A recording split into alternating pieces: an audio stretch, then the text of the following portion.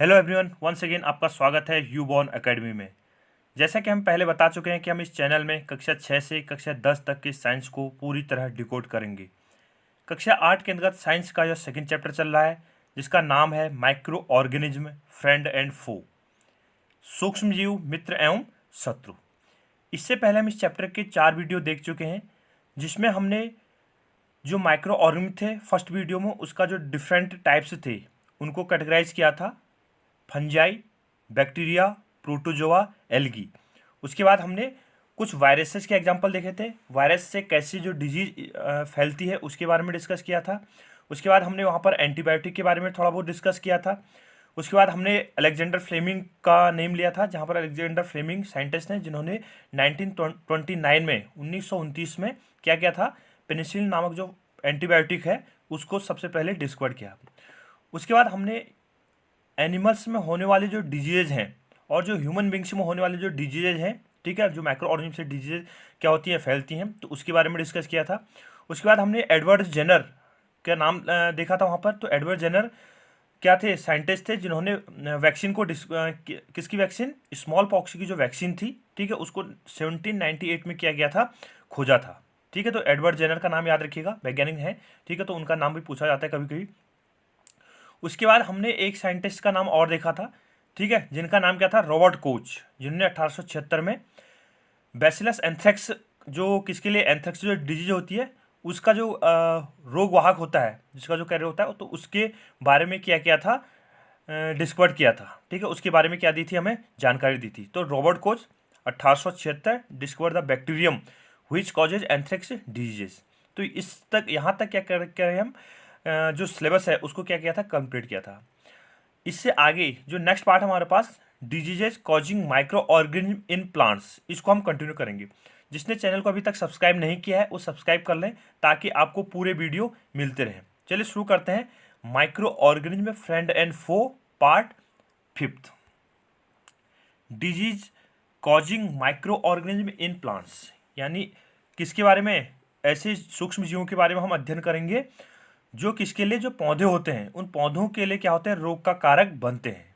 यानी जो पौधों में रोग उत्पन्न करने वाले क्या है, कुछ क्या है, माइक्रो ऑर्गेनिज्म है, तो उनके बारे में क्या करेंगे, हम डिस्कस करेंगे। Several microorganism cause disease in plants like wheat, rice, potato, sugarcane, orange, apple and others. यानी कुछ क्या होते हैं, जो सूक्ष्मजीव होते हैं वो अलग अलग तरह की जो फसल होती है उन अलग अलग फसलों में क्या कर सकते हैं, अनेक प्रकार के रोग क्या करते हैं, उत्पन्न करते हैं। ठीक है, जैसे गेहूं हो गया, चावल हो गया, या क्या हो गया, sugarcane, potatoes, orange, apple. तो इस तरह से क्या होंगे, बहुत सारे फल या जो सब्जियां या फिर क्या हो सकते हैं, जो फसलें हैं, उन फसलों को में क्या होते हैं, जो सूक्ष्म जीव है वो क्या करते हैं, अनेक प्रकार के रोग को क्या करते हैं, उत्पन्न करते हैं। The diseases reduce the yield of crops, यानी जो ये रोग हैं, किसी फसल में अगर रोग लग गया तो वो क्या करते हैं, उस फसल की जो यील्ड होती है, उसकी जो उपज होती है, उस उपज को, यानी कितना अमाउंट में हमें क्रॉप प्रोडक्ट्स प्रोड्यूस करेगी, ठीक है, कितने अमाउंट में हमें अनाज मिलेगा, ठीक है, तो उसको जो क्रॉप होती है, उस क्रॉप की जो यील्ड होती है उसको क्या कर देती है, रिड्यूस कर देती है। ठीक है, पौधे की जो उपज होती है, मतलब कितने अमाउंट में जो फसल होगी वो उपज पाएगी, तो उसकी कमी कर देती है। See table for some such plants disease. इसके बाद हमारे पास नेक्स्ट उसमें एक टेबल आएगी जिसमें क्या होंगे, इस तरह के कुछ क्या दे रखे हैं, एग्जाम्पल दे रखे हैं, यानी जो प्लांट्स होंगे उन प्लांट्स में कौन कौन सी डिजीज हो सकती है माइक्रो ऑर्गेनिज्म के द्वारा, तो उसको डिस्कस किया गया है। They can be controlled by the use of certain chemicals which kill the microbes. इसमें से क्या है, कुछ जो रसायन है उन रसायनों का क्या करते हैं, हम छिड़काव कर सकते हैं। तो रसायनों के छिड़काव के दौरान हम क्या कर सकते हैं, जो माइक्रो ऑर्गेनिज्म है उन माइक्रो ऑर्गेनिज्मों को क्या कर सकते हैं, हम किल कर सकते हैं। क्या कर सकते हैं हम, जो माइक्रो ऑर्गेनिज्म होंगे उस कुछ केमिकल्स का क्या करेंगे, हम छिड़काव करेंगे। तो केमिकल का छिड़काव करने के बाद क्या होगा, जो माइक्रो ऑर्गेनिज्म होंगे उन माइक्रो ऑर्गेनिज्म को क्या कर सकते हैं, हम किल कर सकते हैं, या उनकी जो वृद्धि है उन वृद्धि को क्या कर सकते हैं, हम रोक सकते हैं। और जिससे क्या होगा, हमारी जो फसल होगी वो फसल क्या होगी, हमें अच्छी मिलेगी, और वो क्या होगी, बिना रोग की क्या होगी, फसल होगी। Some common plant disease caused by microorganism. यहाँ पर कुछ क्या दे रखे हैं, सामान्य पौधों में होने वाले कुछ रोग दे रखे हैं जो किससे, सूक्ष्म जीवों से फैलते हैं। तो सिट्रस कैंकर, ठीक है, पहला क्या हमारे पास, सिट्रस कैंकर, यानी प्लांट डिजीजेज, यानी जो पौधों का जो रोग है, पादप जो रोग है वो क्या है, सिट्रस कैंकर। ठीक है, नींबू का क्या होगा, कैंकर रोग है, इसका जो माइक्रो ऑर्गेनिज्म है यानी इसका जो सूक्ष्म जीव है वो क्या है, बैक्टीरिया। यानी जो सिट्रस में जो कैंकर रोग होता है वो किसके द्वारा होता है, बैक्टीरिया के द्वारा होता है। मोड ऑफ ट्रांसमिशन यानी जो इसका संचरण का जो तरीका है वो क्या है, एयर, हवा के द्वारा क्या होता है, ये फैलता है।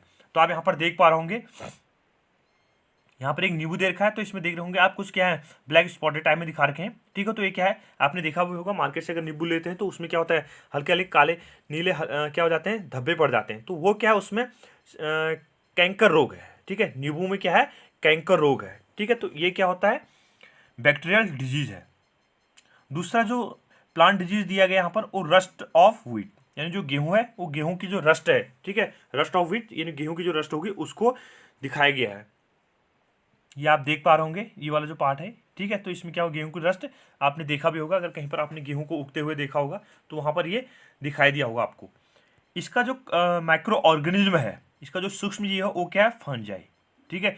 यह क्या हमारे पास जो रस्ट ऑफ व्हीट है वो किसके द्वारा फैला दिया जाता है, फंगाई, फंजाई या फंगी, जिसे जो भी बोल सकता है आप।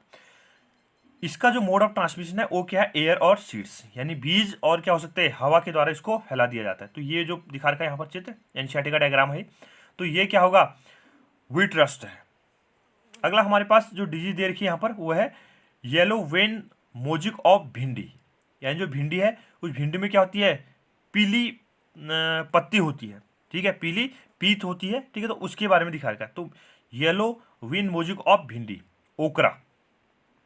तो इसका जो कॉज, ये वाला जो प्लांट देखा हमें, ठीक है, भिंडी का प्लांट है, तो इसमें ये जो रोग दिखा रखा है, ठीक है। तो ये क्या है, किसका है, भिंडी में क्या है, पीत है, ठीक है। भिंडी के जो येलो वाला जो पार्ट होगा, ठीक है, उसकी जो पत्तियां हैं वो कैसी हो गई, पीली हो गई है।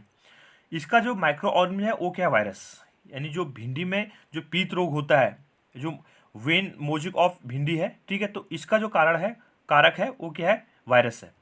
और मोड ऑफ ट्रांसमिशन किसके द्वारा होता है, ये कीड़ों के द्वारा, ठीक है। पत्तियों में जो ये रोग उत्पन्न किया जाता है तो किसके द्वारा किया जाता है, कीड़ों के द्वारा ये रोग उत्पन्न किया जाता है।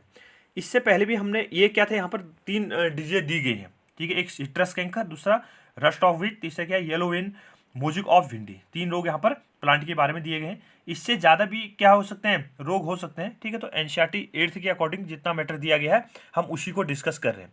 इससे बाहर एनसीईआरटी से बाहर नहीं जाएंगे, क्योंकि अगर हम इस एनसीईआरटी से बाहर जाएंगे तो पता चला हमने 9 या 10वीं का सिलेबस यहाँ पर डाल दिया, तो उससे क्या होगा, जो क्लास 8th के जो बच्चे होंगे उनको क्या होगा, थोड़ा सा ज़्यादा पढ़ना पड़ेगा। तो एनसीईआरटी के अकॉर्डिंग जितना मैटर रखा गया है हम उसी को क्या कर रहे हैं, यहाँ पर डिस्कस कर रहे हैं। इससे पहले हमने क्या देखे थे, कुछ एनिमल डिजीजेस के बारे में देखा था, याद आ रहा होगा आपको। जैसे हमने टीबी कहा तो वहाँ पर हेपेटाइटिस कहा था, ठीक है, चिकन पॉक्स कहा था, या फिर क्या था, मलेरिया था, ठीक है। तो ये क्या थे, डिफरेंट टाइप्स के डिजीज थे, उनके कौन कौन से माइक्रो ऑर्गेनिज्म थे जिनसे वो स्प्रेड हो रहा था, और उनका मोड ऑफ ट्रांसमिशन क्या था, ठीक है। तो इस चीज़ को हम पहले ही डिस्कस कर चुके हैं। वो रोग और ये रोग जो यहाँ पर टेबल दी गई है, तो 2 टेबल के आपके लिए बहुत ज़्यादा इंपॉर्टेंट है कॉम्पिटेटिव एग्जाम के लिए भी, क्योंकि यहाँ से क्या होते हैं, बहुत सारे क्वेश्चन बनते हैं। अगला हमारे पास है फूड पॉइजनिंग। नेक्स्ट जो टॉपिक हमारे पास वो क्या है, फूड पॉइजनिंग, यानी भोजन में क्या होता है, पॉइजनिंग जो होती है, ठीक है, विष बोल सकते हैं, विषाक्तता बोल सकते हैं इसको। तो खाद्य जो पदार्थ है वो खाद्य पदार्थों में कैसे विषाक्तन किया जाता है, तो उसके बारे में क्या करें, हम यहाँ पर डिस्कस करेंगे। Boojho was invited by his friend to a party and he ate a variety of food stuffs. यानी बूझो को क्या था, उसके दोस्त ने अपनी पार्टी में क्या किया था, आमंत्रित किया था। आपको भी कभी किसी दोस्त ने आमंत्रित किया हुआ तो आप क्या करते हैं कि उसकी बर्थडे पार्टी में या फिर किसी अन्य पार्टी में क्या जाते हैं, उसके घर में जाते हैं। तो वहाँ पर क्या होता है, अच्छे अच्छे खाने बने रहते हैं, अच्छी अच्छी डिश तैयार रहती हैं। तो वैसे ही बूझो भी क्या गया, अपने दोस्त की पार्टी में गया, जहाँ पर उसने क्या खाया, अनेक प्रकार के जो व्यंजन बने थे, वहाँ पर डिफरेंट टाइप्स के जो फूड स्टफ्स बने थे, तो उनको क्या किया उसने, खाया, उनको भोजन के रूप में क्या किया, उपयोग किया। On reaching home he started vomiting. अब उसके बाद जब वो घर पहुंचा तो उसको क्या होने लगी, उल्टी होने लगी।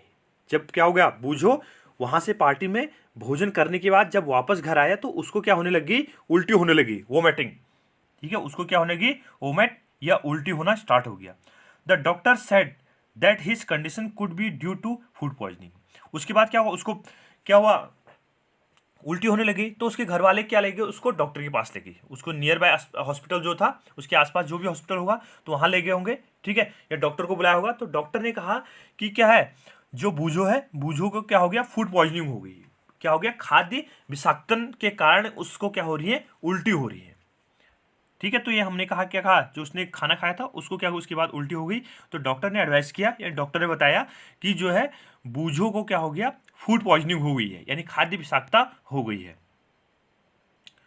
Food poisoning could be due to the consumption of food spoiled by some microorganism, यानी जो क्या है, जो भोजन विषाक्तता होती है, यानी जो फूड पॉइजनिंग होती है, ठीक है, भोजन विषाक्तता होती है, वो किसके द्वारा होती है, जो सूक्ष्म जीव होते हैं उसके द्वारा उनको क्या किया जाता है, भोजन में क्या होती है, संदूषित किया जाता है, कॉन्टामिनेटेड किया जाता है, तो उसका कंजप्शन करने की बेस पे क्या होता है, फूड पॉइजनिंग होती है, यानी उसको स्पॉइल किया जाता है, किसको, भोजन को, जो माइक्रो ऑर्गेनिज्म है, ठीक है, कुछ माइक्रो ऑर्गेनिज्म जैसे मक्खी कहा, कुछ अन्य क्या हो सकते हैं, इंसेक्ट हो सकते हैं, तो उनके द्वारा क्या किया जाता है, इन जो भोजन था उसको क्या किया, विषाक्त किया गया है, ठीक है, स्पॉइल किया गया है। तो उसको खाने से क्या हो गया, बूझों को क्या हो रहा था, उल्टी हो रही थी। Microorganism that grow on our food sometimes produce toxic substances, यानी क्या होते हैं, जो सूक्ष्म जो होते हैं वो क्या करते हैं, जो हम भोजन, हमारा जो भोजन है उस भोजन में क्या कर देते हैं, कुछ टॉक्सिक सब्सटेंसेस, यानी जो क्या होते हैं, विषैले पदार्थ होते हैं, टॉक्सिक क्या बोलते हैं, विषैले, तो विषैले पदार्थ को क्या करते हैं, उत्पन्न कर देते हैं, ठीक है, टॉक्सिक सब्सटेंसेस को क्या कर देते हैं, वहाँ पर प्रोड्यूस करते हैं, और जो ह्यूमन बींग्स या अन्य जो जीव जंतु होते हैं, जानवर होते हैं, उनके लिए क्या होते हैं, नुकसानदेह होते हैं। This make the food poisoning causing serious illness and even death, यानी यह भोजन, यानी विषाक्त भोजन खाने से क्या होता है, कभी कभी क्या होती है, बहुत ज़्यादा प्रॉब्लम होती है, ठीक है, बहुत ज़्यादा क्या होती है, प्रॉब्लम होती है। अगर प्रॉब्लम बढ़ गई तो उसके बाद क्या हो सकती है, जो रोगी है, यानी जिसको फूड पॉइजनिंग हो रही है, तो उसकी क्या हो जाती है, वो बीमार हो सकता है, या फिर उसकी क्या हो जाएगी, मृत्यु भी हो सकती है। तो ये किसके कारण है, यानी हमें जब भी भोजन लेना होगा तो कैसा भोजन लेना होगा, हमें शुद्ध, यानी जो कवर्ड भोजन होगा तो उसको क्या लेना चाहिए, हमें खाना चाहिए, उस भोजन को क्या करना चाहिए, हमें खाना चाहिए। फूड प्रिजर्वेशन, अगला क्या टॉपिक है हमारे पास, फूड प्रिजर्वेशन, यानी जो खाद्य है उसको कैसे प्रिजर्व किया जाता है, या उसका कैसे हम क्या कर सकते हैं, परिरक्षण कर सकते हैं। तो food poisoning, no sorry, food preservation यानी खाद्य परिरक्षण। We have learn about the methods used to preserve and store food grains. आपको याद आ रहा होगा, इससे पहले जो फर्स्ट चैप्टर था, ठीक है, जहाँ पर हम अनाज जो सीरियल्स थे, ठीक है, या जो हमारे पास क्या थी, जो क्रॉप थी, उस क्रॉप को कैसे स्टोर्ड किया गया है, तो उसके बारे में हमने पढ़ा था, ठीक है। पहली को भी यह आश्चर्य हो रहा था कि कैसे जो भोजन विष बन गया, कैसे विषाक्त बन गया। तो ये क्या था, उसके बारे में क्या था, जो बूझो था, ठीक है, बूझो को क्या था, फूड पॉइजनिंग हुई थी, ठीक है, तो तब जाके क्या था, डॉक्टर ने उसको क्या दिया, दवाई दी, तब जाके वो सही हुआ। तो यहाँ पर क्या हमारे पास फूड प्रिजर्वेशन है, ठीक है, जो खाद्य परिरक्षण है। तो आपको पहले चैप्टर का याद आ रहा होगा कि वहाँ पर क्या था, जो डिफरेंट टाइप्स के स्लॉस थे, ठीक है, तो वहाँ पर बड़े बड़े क्या थे, कंटेनर क्या थे, बड़े बड़े बर्तन थे या कंटेनर थे, जिसमें क्या किया गया था, जो अनाज था उस अनाज को वहाँ पर स्टोर किया था। या फिर क्या कहा था हमने, जो ग्रेनरीज हमने पढ़ा था, ठीक है, ग्रेनेज दिया था, तो वहाँ पर क्या किया जाता है, जो अनाज होता है या क्या होती है, जो क्रॉप होती है, उस क्रॉप को क्या किया जाता है, स्टोर्ड किया जाता है। और आपको याद आ रहा होगा उसको हम स्टोर कैसे करते हैं, उसमें कुछ क्या मिलाते हैं, नीम की पत्ती, याद आ रहा होगा आपको, या बड़े पैमाने पर या बड़े लेवल पर, क्या लार्ज स्केल पर हमें क्या करना है, स्टोर करना है, तो वहाँ पर क्या मिलाते हैं, उसमें हम केमिकल से मिलाते हैं, कुछ केमिकल का छिड़काव किया जाता है, जो क्या करता है, वहाँ पर उस जो अनाज है उस अनाज को क्या करता है, खराब होने से बचाता है। How do we preserve cooked food at home.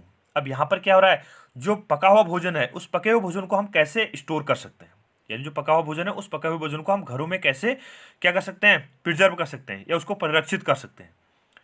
You know that bread left unused under moist condition is attacked by fungus. इससे पहले आपने पढ़ा होगा, या इससे पहले हमने एक्सप्लेनिंग पार्ट दिया था, जिसमें हमने ये कहा था कि जो ब्रेड होते हैं, ठीक है, ब्रेड पैकेट क्या है, जो नमी वाले एरिया है, या उसको एक बार हम खोल देते हैं तो कुछ दिनों के बाद क्या हो जाते हैं, उसमें थ्रेड लाइक यानी धागेनुमा संरचना क्या हो जाती है, वृद्धि कर जाती है, जिसे क्या बोला था हमने, फंगस कहा था। तो फंगल इन्फेक्शन हो जाता है वहाँ पर, या फंगस क्या करता है, वहाँ पर ग्रो कर जाता है। तो ये क्या था, जो मॉइस्ट कंडीशन होता है, तो मॉइस्ट कंडीशन में क्या होता है, जो फंगस होते हैं बहुत जल्दी क्या करते हैं, ग्रो करते हैं।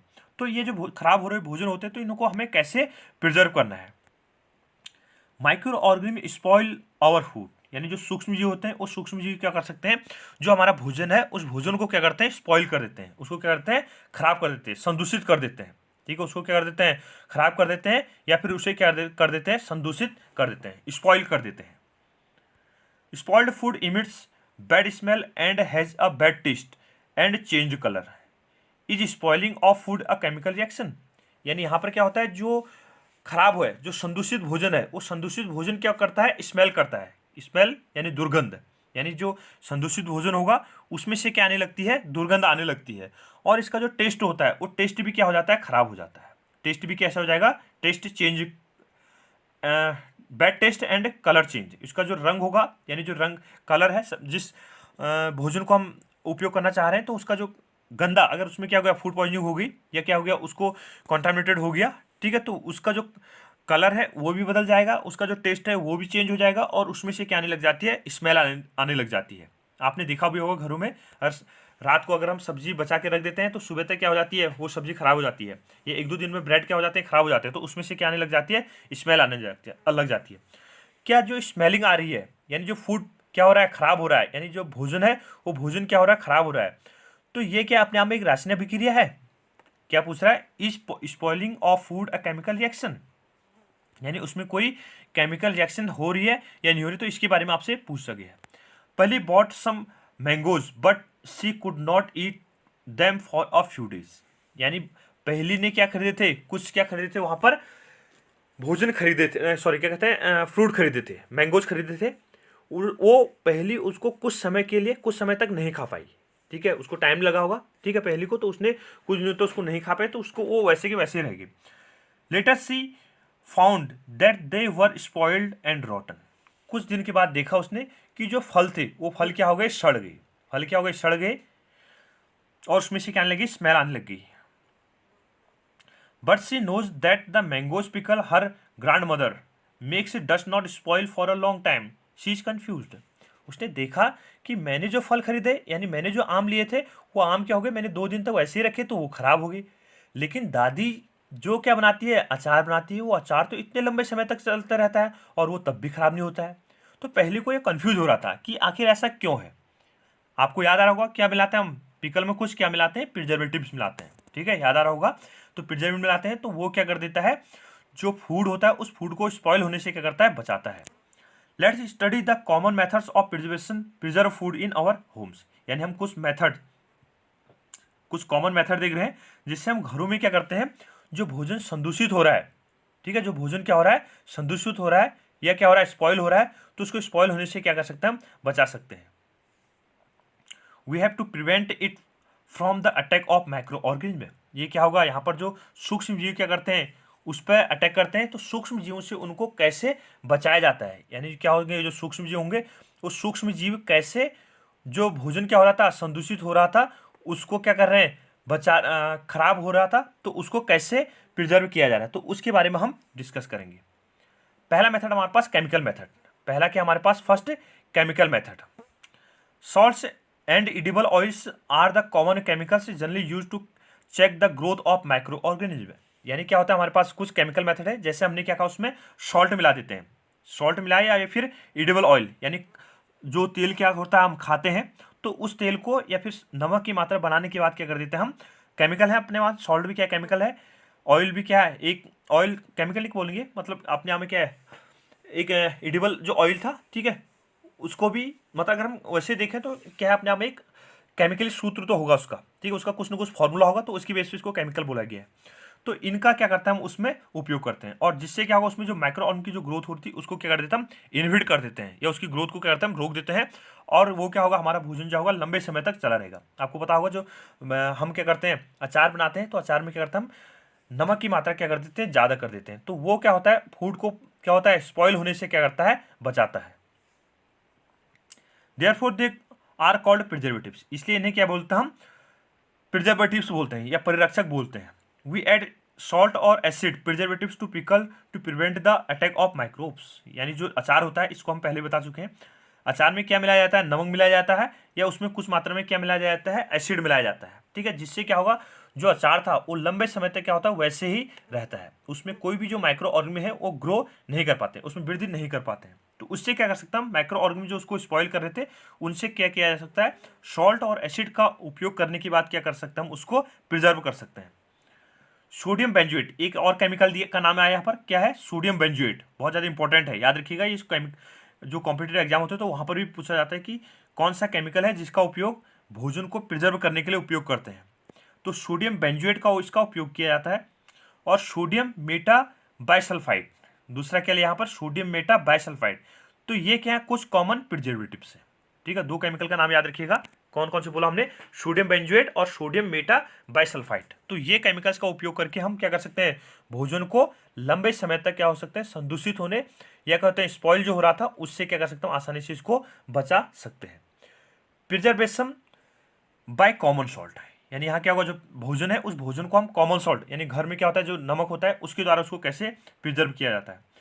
Common salt has been used to preserve meat and fish of for ages, यानी यहाँ पर क्या होता है, जो नमक है उस नमक का उपयोग हम मांस और जो मछली होता है उसको एक लंबे समय तक के लिए, ठीक है, लॉन्ग एज के लिए क्या करते हैं, या लंबे समय तक क्या कर सकते हैं, प्रिजर्व कर सकते हैं। यानी नमक की मात्रा, या फिर क्या कह रहे हैं हम उसमें, नमक की मात्रा बढ़ाने की बात क्या किया जाता है, जो मीट है और जो क्या है फिश है या फिर अन्य कोई ऐसा भोज्य पदार्थ है जो क्या हो रहा है, खराब हो रहा है, तो उसको लंबे समय तक नमक मिलाने के बाद क्या किया जा सकता है, प्रिजर्व किया जा सकता है। Meat and fish are covered with dry salt to check the growth of bacteria. तो उसमें क्या किया जाता है, जो मीट होता है उसको किससे, नमक से, यानी शुष्क जो नमक होता है उससे क्या कर देते हैं, उसको ढक देते हैं। तो उससे क्या हो जाता है, जो वहाँ पर बैक्टीरिया ग्रो कर रहे थे तो बैक्टीरिया ग्रो नहीं कर पाते हैं। Salting is also use to preserve amla, raw mangoes, tamarind. ठीक है, जो नमक है, नमक का उपयोग इसमें जो आंवला है, ठीक है, आंवला है, आंवला आपने खाया होगा, तो आंवला हो गया, कच्चे आम हो गए, और जो टैमरिंड है, इमली है, तो इमली को प्रिजर्व करने के लिए क्या करते हैं हम, जो सॉल्ट है, नमक है, उसका उपयोग किया जाता है। अगला हमारे पास है प्रिजर्वेशन ऑफ शुगर, यानी जो शुगर है उस शुगर से कैसे प्रिजर्व किया जाता है, यानी जो शुगर थी उस शुगर से भी क्या होते हैं, जो भोज्य पदार्थ होते हैं उस भोज्य पदार्थ को क्या करते हैं, प्रिजर्व करते हैं। Jam, jelly and squashes are preserve by sugar. आपने जैम खाया होगा, याद आ रहा होगा आपको, तो जैम हो गया, जेली हो गया, या स्क्वैशेज हो गई, तो इनको किसके द्वारा, हम इसमें क्या मिलाते हैं, चीनी मिला देते हैं, तो उसके द्वारा क्या किया जाता है, इन भोजन को क्या किया जाता है, प्रिजर्व किया जाता है। तो इसका मतलब क्या हो गया, हमारे पास जो शुगर है वो भी क्या हमारे पास प्रिजर्वेटिव है। Sugar reduce the moisture content with inhibits the growth of bacteria with which spoil food. जो शुगर होती है वो क्या करती है, उसमें जो मॉइस्चर होता है, यानी जो नमी होती है उसको क्या कर देती है, कम कर देती है, कम कर देगी। तो उसके बाद क्या होगा, उसमें जो बैक्टीरियल ग्रोथ हो रही है, ठीक है, जीवाणु की जो क्या हो रही है, वृद्धि हो रही है, जो क्या कर रहे थे, भोजन को खराब कर रहे थे, तो उनकी वृद्धि क्या हो जाती है, रुक जाती है, वृद्धि क्या हो जाएगी, कम हो जाएगी, वृद्धि कम होगी। तो उसके बाद क्या हो रहा था, जो हमारे जो हमारा भोज्य पदार्थ था, ठीक है, जो हमारा भोजन था, उस भोजन को क्या करता हम, स्पॉइल होने से क्या किया जा सकता है, बचा दिया जा सकता है। अगला preservation by oil and vinegar, यानी जो खाद्य पदार्थ हैं उन खाद्य पदार्थों को हम कैसे ऑयल और जो विनेगर है, ठीक है, उसके द्वारा प्रिजर्व करते हैं। तेल एवं सिरके के द्वारा परिरक्षण, यानी क्या होता है, जो विनेगर को क्या बोलता हम, एस्टिक एसिड का सॉल्यूशन होता है, ठीक है, विनेगर, सिरका बोलते हैं इसको हिंदी में। तो सिरका और जो ऑयल होता है, तेल होता है, उसके द्वारा भी क्या किया जाता है, भोजन को क्या करता हम, प्रिजर्व कर सकते हैं बहुत लंबे समय के लिए। Use of oil and vinegar prevents spoilage of pickles because bacteria can not live in such an environment. यानी क्या किया जाता है, जो ऑयल है और जो विनेगर है, आपको पता होगा जब हम अचार बनाते हैं तो अचार में क्या डालते हैं, हम ऑयल डालते हैं, ठीक है, तो अचार हो गया, और क्या है, इस पर पिकल्स, ठीक है, तो इसमें क्या करते हैं, हम विनेगर का उपयोग करते हैं और किसका, ऑयल का उपयोग करते हैं, जिससे क्या होगा, जो अचार होगा उसको हम लंबे समय के लिए क्या कर सकते हैं, प्रिजर्व कर सकते हैं। तो यहाँ पर क्या करता है, जो विनेगर है अपने आप में क्या एसिड है, ठीक है, और जो ऑयल है, तो ऑयल और जो विनेगर होगा ये वहाँ पर जो बैक्टीरिया ग्रो कर रहे थे उन बैक्टीरिया को ग्रो नहीं करने देगा। Vegetable, fruits, fish and meat are often preserve by this method, यानी जो वेजिटेबल्स होते हैं, सब्जियां होती हैं, फ्रूट्स हैं, या फिश है, मछली है, ठीक है, या मीट है कोई, तो उसको क्या किया जाता है, इस मेथड से, किस मेथड से, जो हमारे पास क्या था, ऑयल और जो विनेगर था, ठीक है, उसकी हेल्प से क्या करता है, उसको लंबे समय के लिए क्या कर सकते हैं, प्रिजर्व कर सकते हैं। तो ये क्या था, हमारे पास डिफरेंट मेथड है जिससे क्या कर रहे हैं हम, जो भोजन है उसको कैसे प्रिजर्व कर रहे हैं। इसके अलावा हमारे पास आगे भी कुछ और मेथड आएंगे, ठीक है, जैसे हम टेम्परेचर बढ़ाने के बाद या लो टेम्परेचर पे क्या करते हैं, हम इसको स्टोरेज कर देते हैं, ठीक है, कैसे उनको जो फूड पैकेजेस हैं उनको कैसे प्रिजर्व किया जाता है, तो उसके बारे में डिस्कस करेंगे। वीडियो को लाइक कीजिए, शेयर कीजिए और सब्सक्राइब कीजिए। थैंक यू, मिलते हैं अगले